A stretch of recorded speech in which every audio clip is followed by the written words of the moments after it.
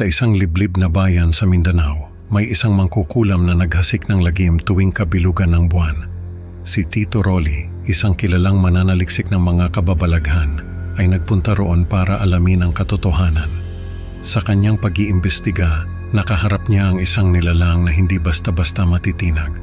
Ano kaya ang nangyari kay Tito Rolly at paano siya nakaligtas sa poot ng mangkukulam? Samahan niyo ako sa kwentong ito na siguradong magpapatayo ng balahibo niyo. May alam ba kayong kwento tungkol sa isang mangkukulam? Kung wala pa, hayaan ninyong ibahagi ko sa inyo ang kwento ng isang kilala kong mananaliksik.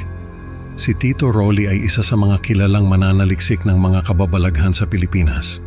Marami na siyang napatunayan at naibahagi sa publiko, pero ang karanasan niya sa isang liblib na bayan sa Mindanao ang isa sa mga pinakapaborito kong kwento niya. Ayon kay Tito Rolly, may nakapagkwento sa kanya tungkol sa isang nilalang na tinatawag na mangkukulam.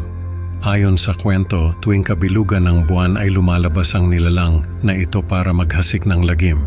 Kaya naman tuwing kabilugan ng buwan ay nagsasara ng kanilang mga bahay ang mga residente at nagkukulong sa loob.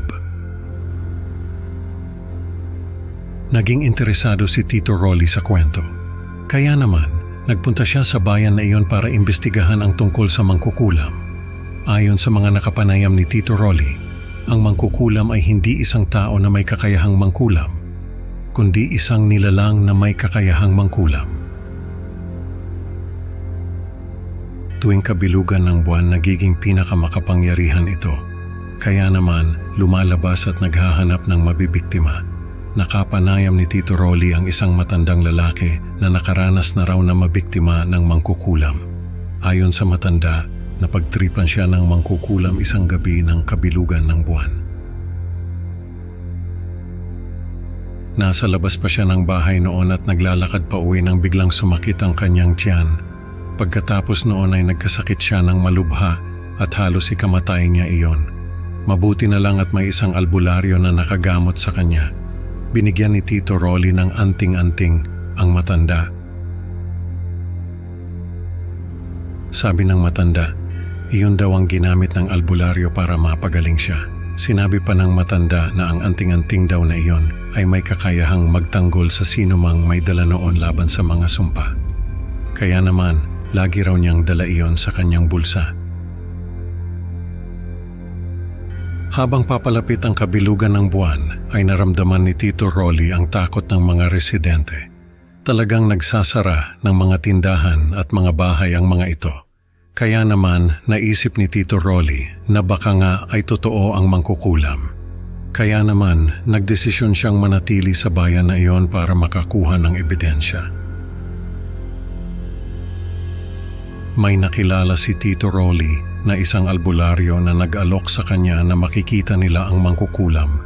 Basta't sumama lang daw si Tito Rolly sa kanila sa isang liblib na lugar. Pumayag naman si Tito Rolly dahil gusto niyang makakita ng ebidensya. Pero hindi niya alam na ang gagawin ng mga albularyo ay maglalantad sa kanya sa poot ng mangkukulam. Sa gitna ng ritual ng mga albularyo, habang ang hangin ay lumalamig at ang mga anino ay sumasayaw sa liwanag ng apoy, biglang nagpakita ang isang nilalang na may mahabang buhok at mahahabang mga kuko. Ang mga mata nito ay pula at parang galit na galit. Ayon kay Tito Rolly, nagsigawan ng mga albularyo at naglabasan ng kung ano-anong anting-anting at mga dahon. Pero hindi natinag ang mangkukulam. Sa halip ay naglakad ito papalapit sa kanila. Biglang naglaho ang mangkukulam at nagpakita sa likod ng isa sa mga albularyo. Sinaksak ng mahahabang kuko nito ang albularyo at ang sigaw ng biktima ay umalingaw-ngaw sa buong paligid bago ito biglang naglaho ulit. Nagpakita ito sa likod ng isa pang albularyo at ganun din ang ginawa.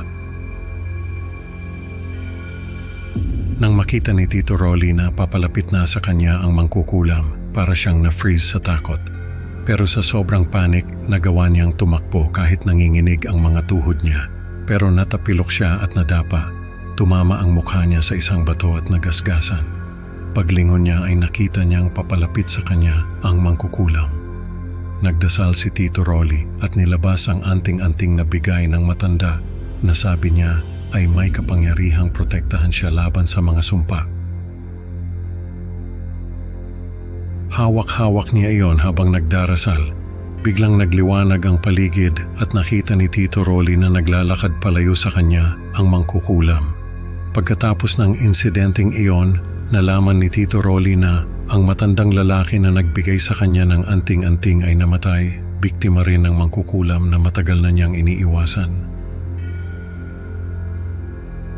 Umuwi si Tito Rolly na may sugat sa mukha, pero ang mas malalim na sugat ay nasa kanyang isipan na para bang hindi na siya muling magiging kampante sa mga kababalaghan.